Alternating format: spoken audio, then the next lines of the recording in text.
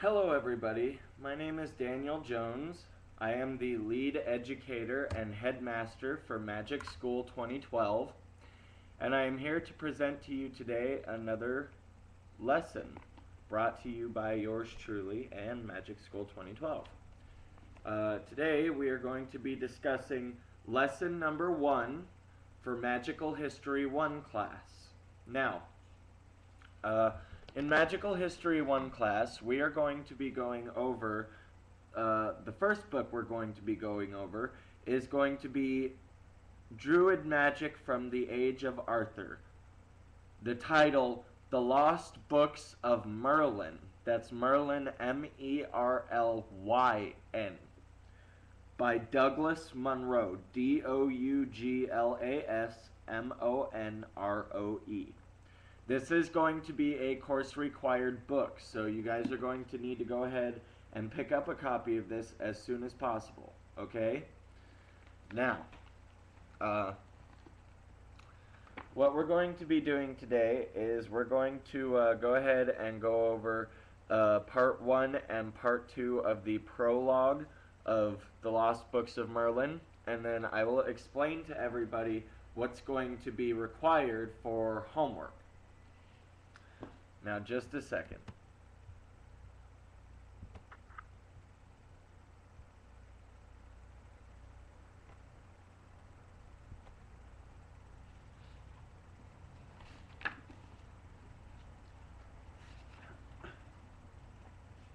Okay, so we're going to go ahead and go right into this section. It is the part 1 of the prologue. And this is what it states. The Lost Books of Merlin is a composite work, a series of writings which have come down to us as attributed through the pen of Merlin, with a Y, or more precisely, as having originally been in his keeping. And Merlin was a druid, this insight being what all reasonable sources point towards. And the Druids were primal mystics, the priest-initiators of their peoples. This, too, is well attested by period writers of the time. This ancient reconstruction is therefore a book about initiation as a tool for personal transformation. Note, then, that an important fusion has taken place here. Merlin has become the archetypal symbol of mysticism in the Western world, and thereby embedded the spirit of Druidism deep within the fabric of the Occidental collective unconscious. Merlin, the initiator into the mystique of life, has survived as a symbol of initiation, but since the scope of this work concerns the present, not the past, so our focus here is upon initiation in this day and age. Has the capacity to use this ancient pedagogic system survived? And if so, how can this tradition be utilized?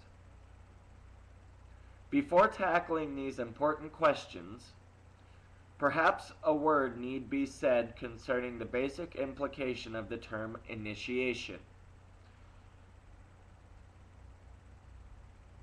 One modern encyclopedia defines its meaning as a cyclic process or ceremony through which one is taken beyond the bounds of normal normal perception and back. This definition serves us well, since its meaning has remained as virtually unaffected by time as it has by its dominant presence throughout a world cross-section of culture.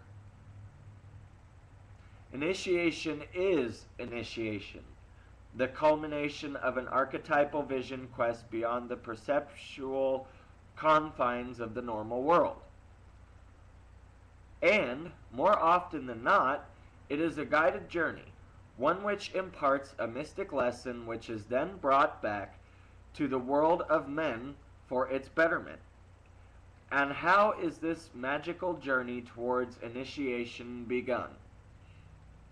Again, more often than not, through the vehicle of apprenticeship in some form or another. Initiation and apprenticeship. Since the publication of the 21 Lessons of Merlin some years ago, New Forest Center, CENTRE, has been virtually barraged by well over 20,000 letters requesting and more often pleading for help in touching these two ancient elements here in our modern world today. People commonly starve with an ancestral craving for the mystic food of the spirit, for bread truly transubstantiated not by man, excuse me, bread symbolic of the true mysteries. This unusual book, having been compiled in response to this plea, needs, therefore, some background to be seen in perspective with all this. Throughout the lost books of Merlin, the writer, being this person, says, I have drawn upon sources contained, in one form or another, within the Book of Pheryllt, P-H-E-R-Y-L-L-T, an old manuscript of which a Xerox copy was entrusted to me many years ago. This was a mess. No, this MSS period really contained 3-story retellings / versions from ancient Celtic legend with which, at the time, I was familiar with only by name. 1. The Battle of the Trees. 2. The Book of Pheryllt, P-H-E-R-Y-L-L-T. And 3.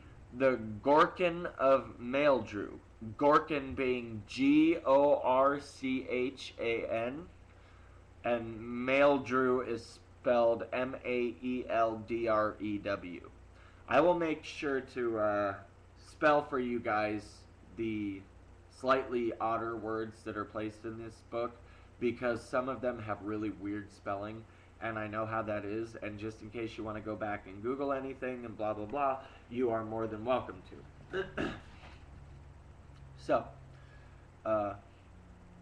the collection exists in a rather bizarre combination of type styles and handwritings.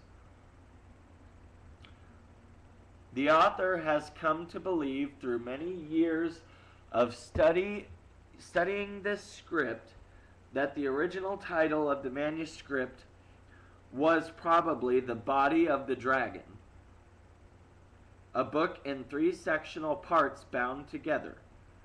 Rather, I should have said untangling that then studying. Fuck. Let me try that again. Rather, I should have said untangling than studying. For the copy in my possession is a vast Frankenstein of sections which appeared to be, at most points, in an almost random order.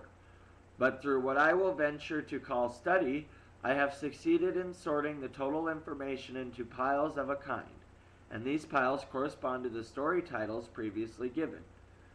What has been done, the author believes, is not a reconstruction of the information itself contained within the text, but rather a restoration of the form in which the information was originally cast. An almost archaeological rebuilding of an extinct species. And the author has further come to believe that the form fits, that the beast once actually lived and breathed. The body of the dragon re-evolved. But as to this end, I will leave the reader to judge for himself the effective impact of my work. It will confidently speak for itself. Then, in addition to the three prime mythological retellings, I have included an extensive collective section at the end of each, entitled simply Grimoire. Grimoire. This medieval term grimoire was chosen because it traditionally stands for an often random collection of personal or arcane knowledge, usually of an esoteric or magical nature. This describes precisely what these three sections are. Why did I include them? First and foremost, because there are many magical elements mentioned throughout the myths which bear explanation. These elements were once, no doubt, understood by listeners without comment. But, unfortunately, no longer.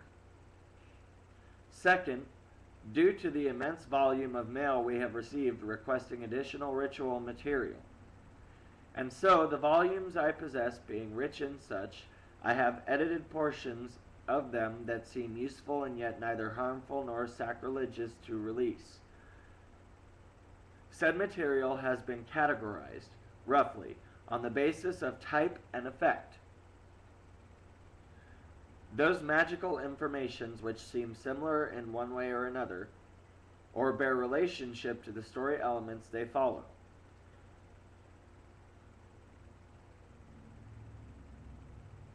These grimoires are probably the closest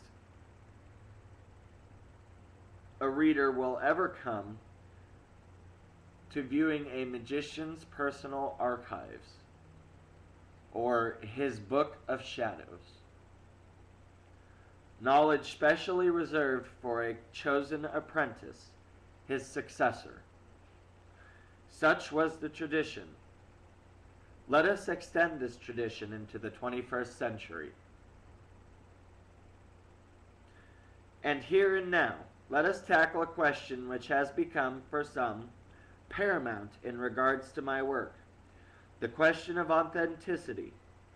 When many so-styled experts in the field of Druidism or Celtic mythology are asked, does the Book of Ferralt actually exist? They most always confidently assert, no, it does not, and never did. Well, let it here be stated for the records that this author has no intention whatsoever in disputing the experts, for the question is without value to him. Why? Because the author's concern is not how authentic his sources are. This one may only guess at, but rather how effective their philosophies and methodologies are. He merely states that the manuscript, forged or original, ancient or recent, exists as an absolutely fascinating collection of writings, and that the framework works. Here objectivity ceases. Then I state what I have come to believe through studying the text, that most of the fragments are very old and are remnant of genuine mystic tradition. This is my assertion wholly. Yet again, there is much here for the reader to experience before making a personal evaluation of the matter. But for the experts to dismiss a manuscript on the basis of time assumption alone, half the boat is being missed. The writings have power, as well as a clear, well-defined literary connection to the images and primal mysticism with which the Celtic Druids were associated. And the world, at least in large part, needs badly such associations now, if we are alone to judge the mountain of correspondence the 21 Lessons of Merlin has generated from around the globe. Historic archaeologists and library scholars will never understand the essence of Druidism from examining mistletoe dust and monks' renditions. Only a true poet stands this chance today.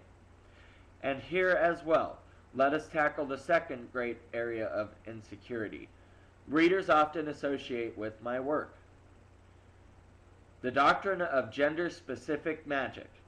He spells magic with a C, not with a CK. I spell it with a C and a K. The idea that spiritual systems are most effective when gender is not mixed in any way, and the assertion that the Druidic priesthood was an exclusively male order based specifically on this concept. Despite all the feather ruffling these two assertions have caused over the years, the fact still remains. No, despite all the feather ruffling these two assertions have caused over the years, the fact still remains they are both perfectly true. Not one shred of evidence has been produced to the contrary. The public problem with these age-old and time-tested ideas is that they run contrary to today's popular unisex variety of paganism, whose basis is firmly built upon ritualizing sexuality in a symbolic or actual sense. Certainly, the large groups today acknowledge gender, energy, and ritual, then go on to do nothing constructive with their insight, save to glorify the act of propagation under the guise of mirroring the cosmic, universal pattern of life, drawing down the divine spark for ritual use, etc., and ad nauseum.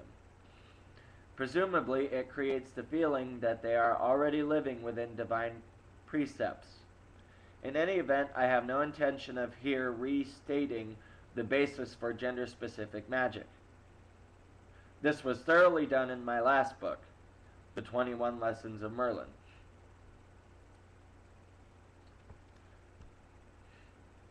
Let it suffice to remind readers, however, that there is another side to the coin of today's unisex paganism, an old and potent side that begs true understanding.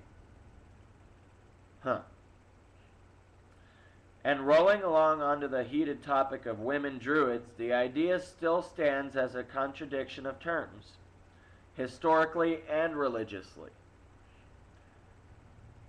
The confusion stems from the fact that by the time the doctrines of Druidism were beginning to be written down by Christian monks, the pure tenets of the priesthood had long been either distorted or lost to memory.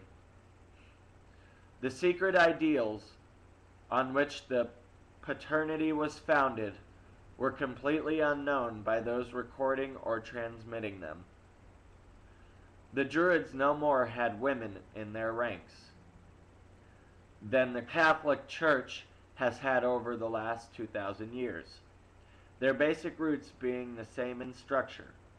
Possibly at a point 2,000 years from now, those writing about Catholicism will have no memory why priests were exclusively male. Perhaps they will even say that the Vatican was full of women priests, simply because they could think of no good reason why not. I am drawing a time parallel here. By the point Druid tales became written literature, the essence was far gone. So why not have lady druids, or druidesses? Why not? Folklorists had confused and innocently distorted a once clear picture. Yet who could blame them, really, considering the immense passage of time and exclusiveness of the doctrine? So, druidesses showed up, and no one was left alive to redress the point. People forget over time. They confuse, especially when it comes to guarded religious doctrine they never really understood in the beginning. Yes, in the late tales of the Irish Druids, women Druids are mentioned scantily. We contend that this is, absolutely, a confusion. Women shamans they may have been, prophets and healers, but they were not Druids. Yet, like the nuns of the Catholic Church today, there was a female counterpart. Note below, the Druids were the Celtic priesthood. In the beginning, until the Romans and other patrilineal religions forced change, the Celts had similar organizations of women. There are some clues in historical writings to suggest that these women were called dryads, Dryads, and lived in sacred groves. It is very probable that they were in existence before the Druids, being part of the very old goddess religions. D.J. Conway, Celtic Magic, 1990. In this well-surmised statement, its author has hit upon a gold mine of perspective. The Druids were a patriarchy, whereas the older Dryads were matriarchal. The systems were separate. It is a matter of historic fact that patriarchal systems tend to be male and matriarchies female in organization.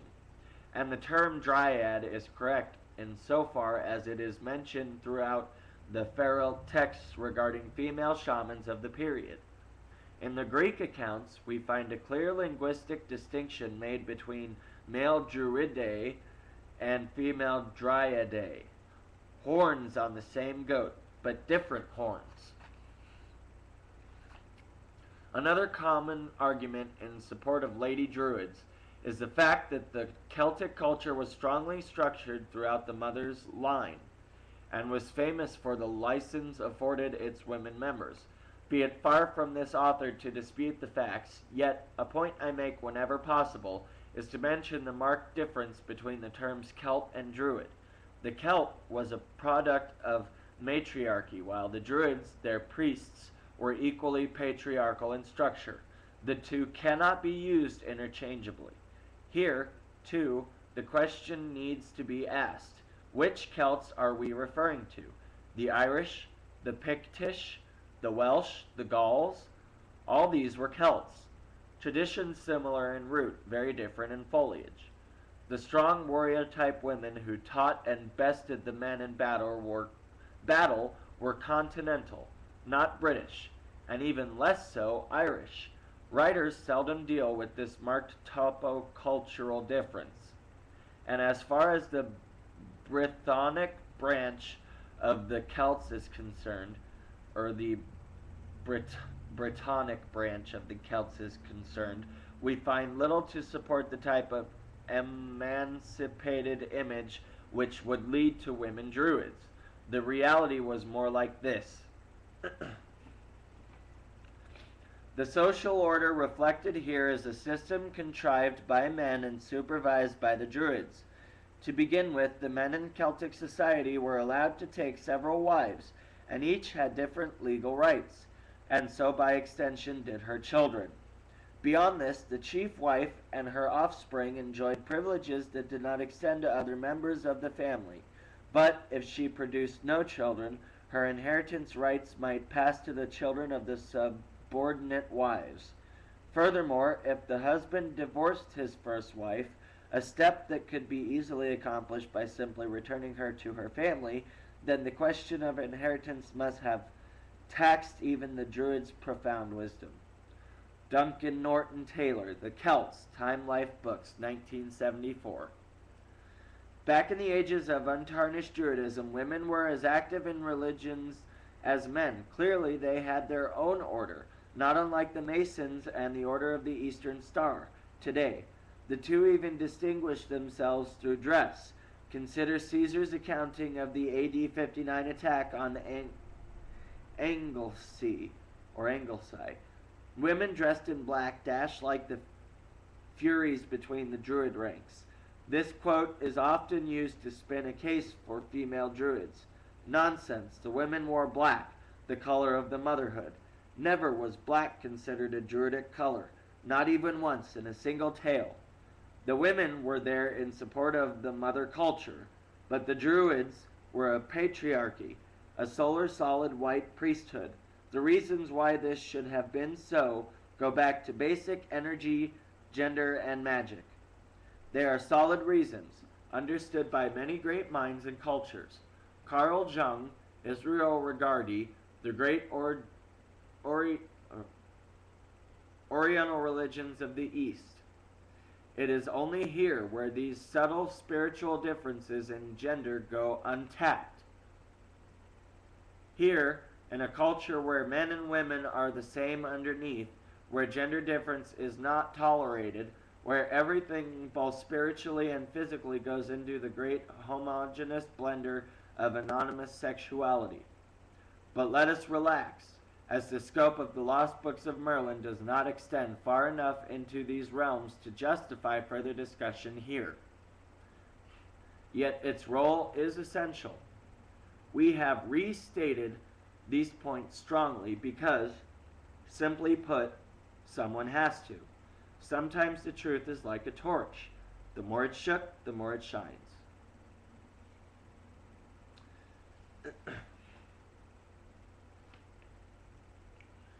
The break wall.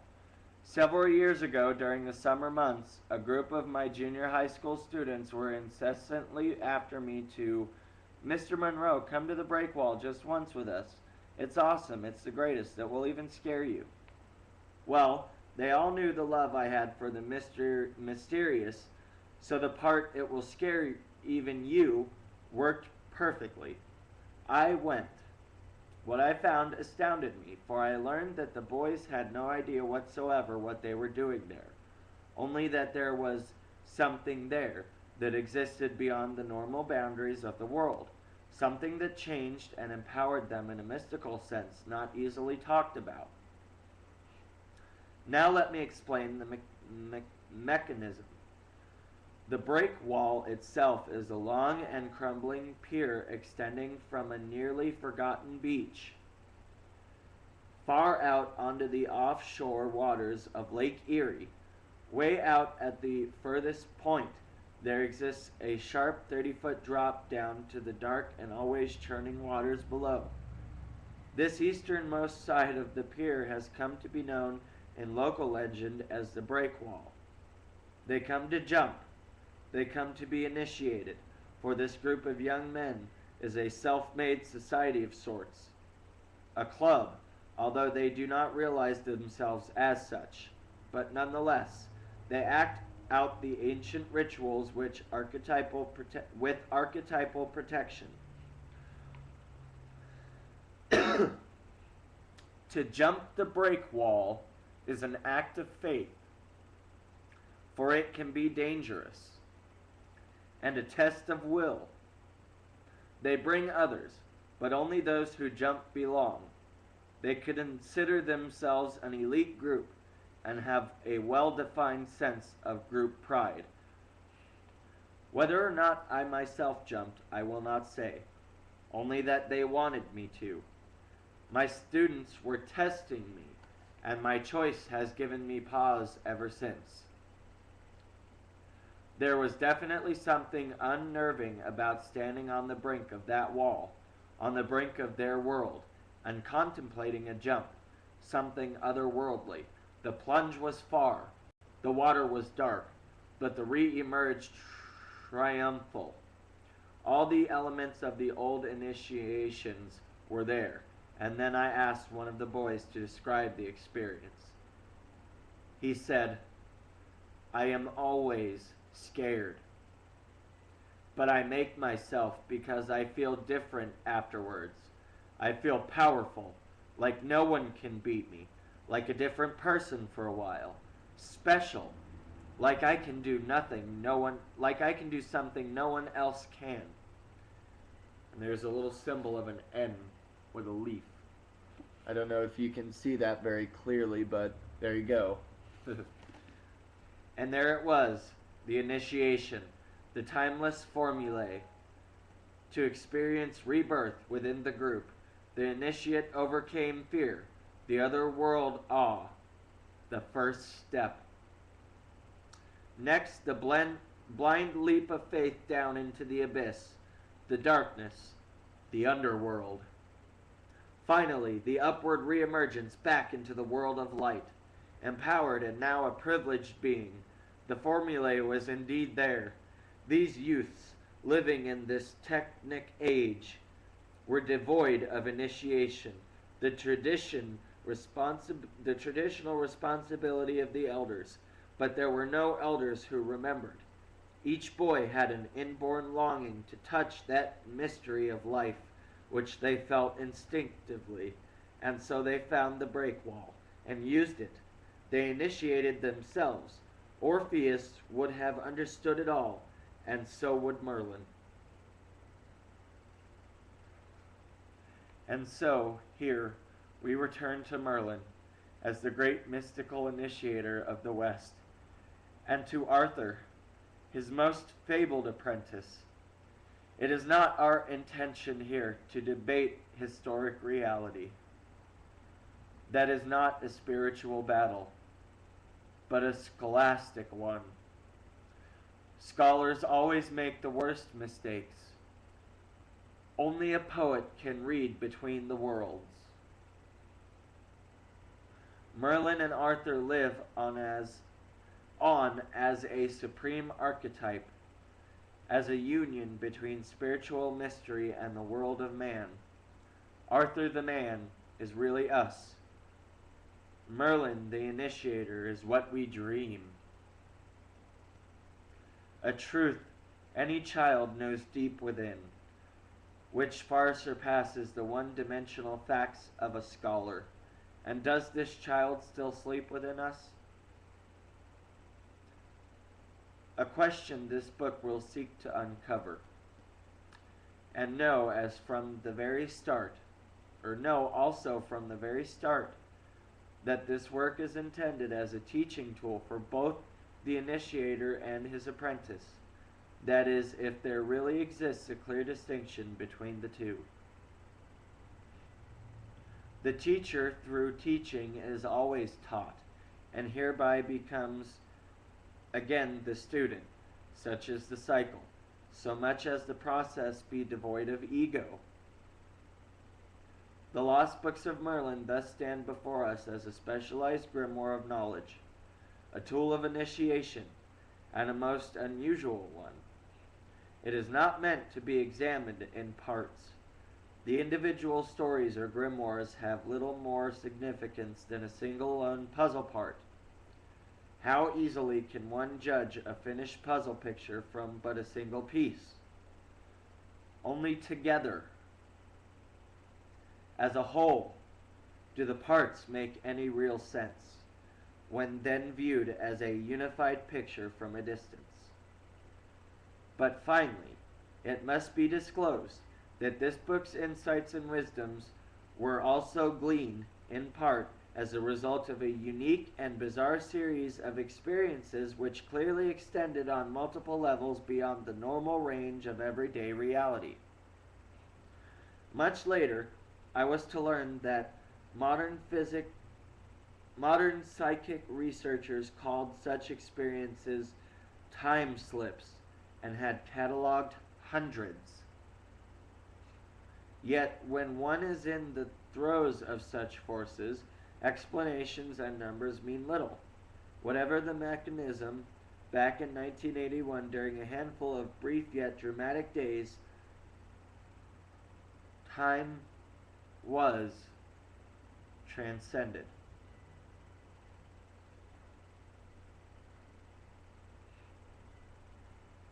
What a book it will be! It will reveal to us the secret of what Oisin sang, what Merlin knew, and how slowly a long sleep fell upon the island, and only the grass is shaken in the wind, and the wind itself, and the broken shadows of dreams in the minds of the old, still held the secrets of Albion. Fiona MacLeod.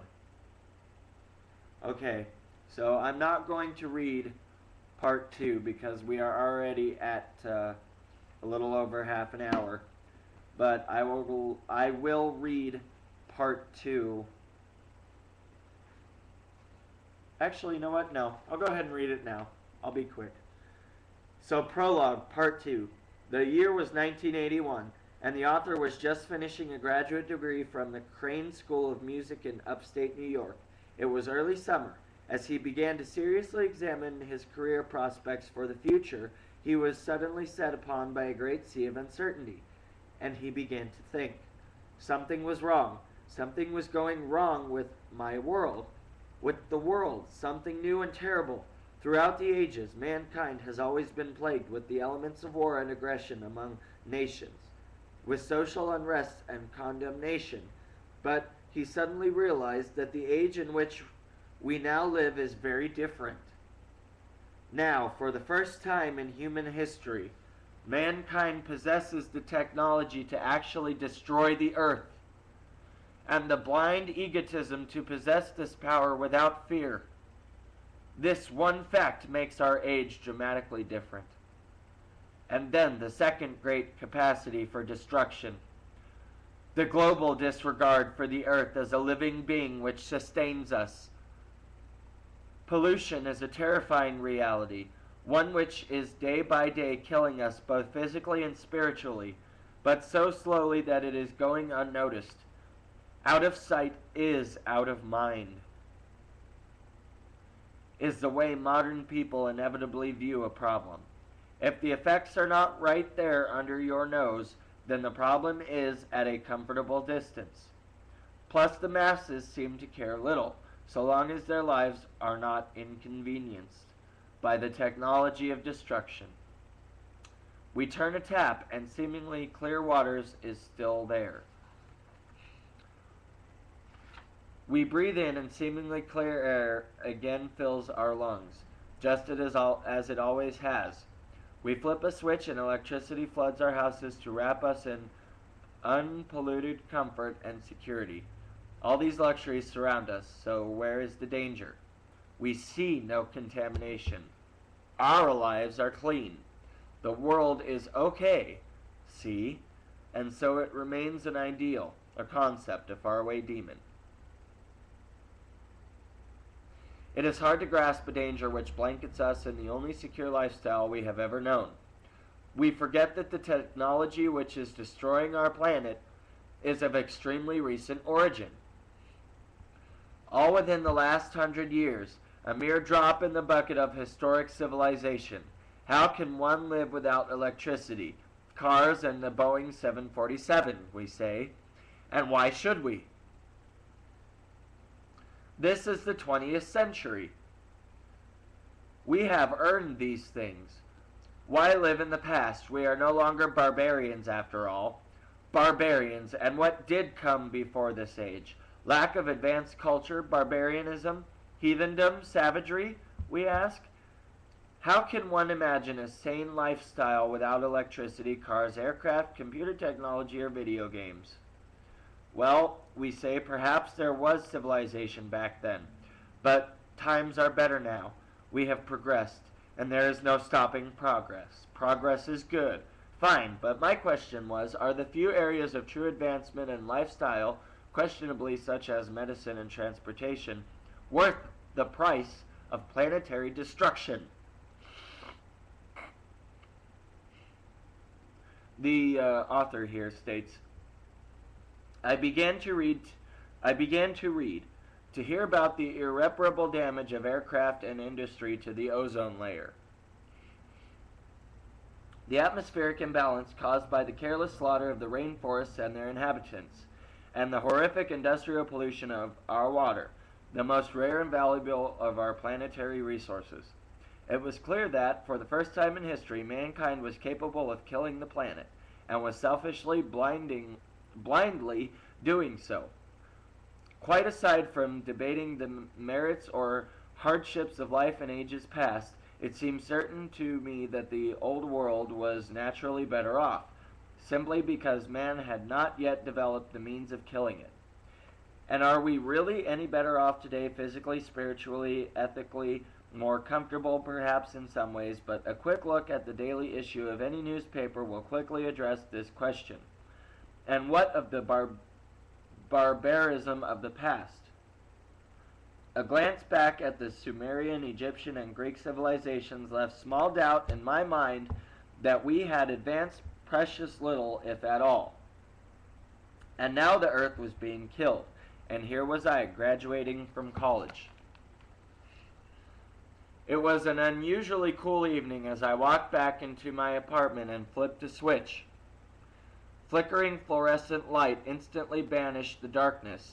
The refrigerator hummed assuringly. The automatic comfort control thermostat clicked the heating system to life. I was being taken care of. Wasn't it wonderful? Wasn't I lucky to be living in such an age of convenience?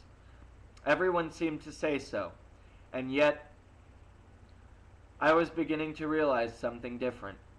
There was still something frighteningly wrong, some answer to a more humanistic way of life, a more sensitive and less destructive one. When a man no longer has the personal responsibility for creating and maintaining his personal environment, what happens? Is he then free to move his attentions to bigger and better things? Greater accomplishments? In the apartment directly above mine, I stopped thinking for a moment to listen to two youngsters swear viciously at a video game they had been playing all afternoon. I guessed that kids no longer had much use for building tree houses or exploring woodland streams. The natural world was quite foreign to them, it seemed, and I wondered if they missed it instinctively. Man's accomplishments, tax forms, electricity, city plumbing, aircraft, air conditioning, cars, splitting the atom, computers and video games, and the capacity for global destruction. My circle of reasoning seemed complete at that moment. But let it here be understood that the real underlying problem was that I was born a druid, and the druids have always been the hereditary caretakers of the earth. This alone is what truly unsettled me. I was sure that if the druids were still a controlling power in the world, that the price of global pollution as the result of technical progress would not be allowed to be paid. Then again, perhaps it was the slaughter of the great forests, the trees, that demanded the druids' return as protectors. The druids revered the trees, always protecting and worshipping through them. They needed to return. Time demanded to me that they be summoned back. From an early age in childhood, I had come to realize that the inner core of my being sprung from druidic philosophy and values, a fact that which had stamped my life indelibly. I remembered much, too much not to be profoundly affected by the wholesale slaughter of the earth, even in an age when children inherit earth insensitivity by parental norm. And so, as I sat there surrounded by the clicks and beeps of humanity, it suddenly became clear what needed to be done. Instinctively, I grabbed my copy of Geoffrey of Monmouth's The Prophecies of Merlin off a shelf and thrust it open of its own accord. A cold chill of realization edged through me as I read the exposed words.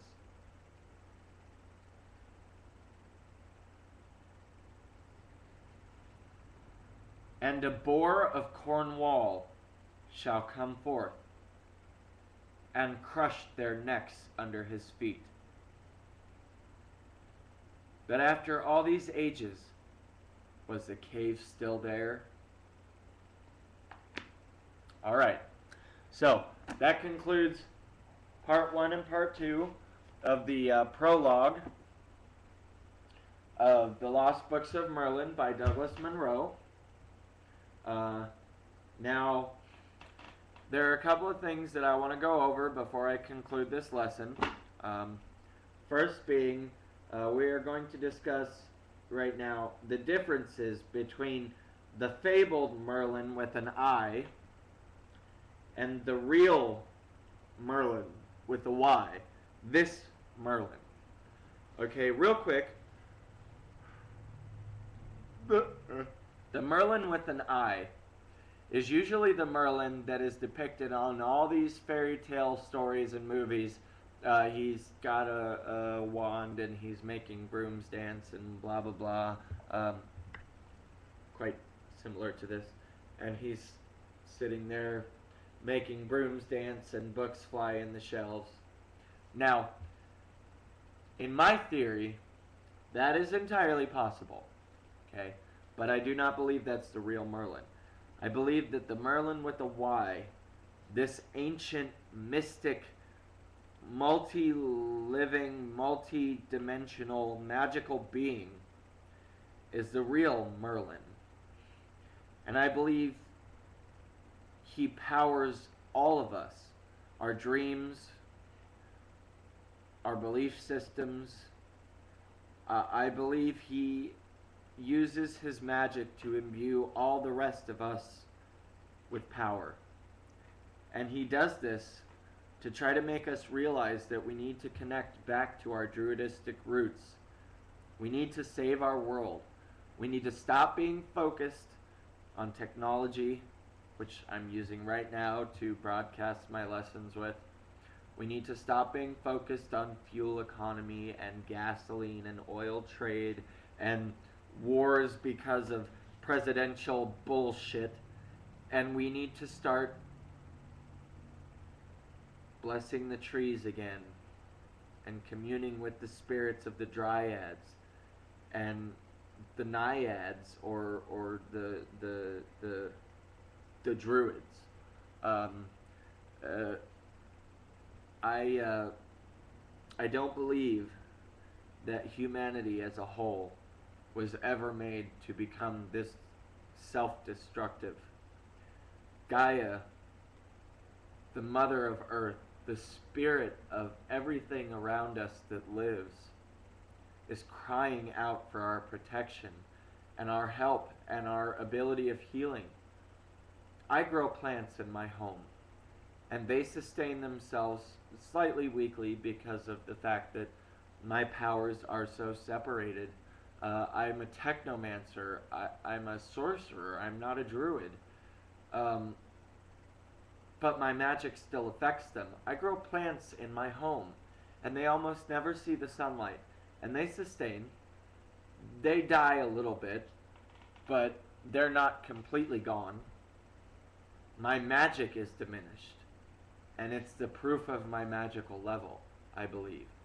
If we were all able to connect on the 0-point field, which technomancy truly, the theory of quantum magic truly explains to us in a very in-depth way. If we could all connect on this 0-point field and realize our sorcerial, our druidistic, our Wiccan, our wizardistic base, our magical, our true heritage, our magical ability, our divine sparks of life, why we can make things grow with our hands and thoughts and our speech, why our words have power over the things around us like animals and so many other things. If we could get back to that, it would be harmonious. Our world would recover. It would begin to recover. It may not happen as quickly as we would like it to, but it would be a good thing, I guarantee. Now, I also want to go over, everybody in this class is going to make a collage, a Merlin collage, M-E-R-L-Y-N. And I want 5 pictures of Merlin the Sorcerer. I want them in color. I want 5 paragraphical facts, which means I want 5 separate 5 to 7 sentence paragraphs of facts about Merlin that you can find. Should be very easy. Google him, wiki him, M-E-R-L-Y-N.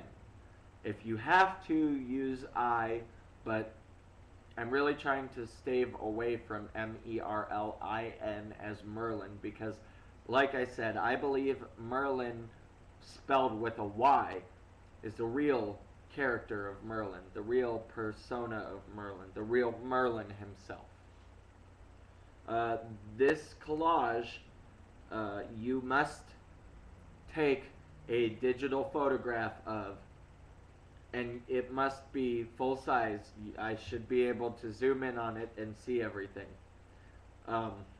It is due 2 lessons from this one. So not by the next lesson, but by the lesson after that, which is in like 2 weeks, that collage is due.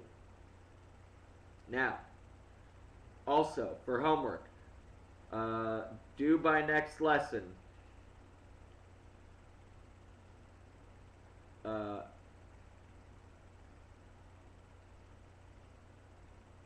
one 5-paragraph essay on how you believe it would feel to be Merlin. Merlin with a Y, not an I. How do you think you would handle being such a powerfully magical and traveled being? What would you do? What do you think, the world would look like at that time? Or would you be in the present day? Would you be a reincarnation? Uh, pick, pick and choose, and make it detailed, make it good, make it graphic. I want stories here, okay? And it's going to be a 5-paragraph essay, 7 sentences each, and it will be due by next lesson. Also, compare and contrast the differences between the real and the fabled Merlin. This is going to be due by next lesson. Now that should be very simple because I've given you explicit instructions on the name of the book, Google, Wiki, blah blah blah. Should be very easy to compare and contrast things about those two different spellings. What people believe is the difference between the two different spellings. Along with what I believe, you could use what I said too. Anyway, so okay everybody. So, once again, my name is Daniel Jones. I am the headmaster of Magic School 2012, and I am proud to bring you another fun-filled lesson. This was lesson number 1 of Magickal History 1 class, and I look forward to receiving all of your submitted work in the next couple weeks. Thank you very much, and I hope everybody has a great day.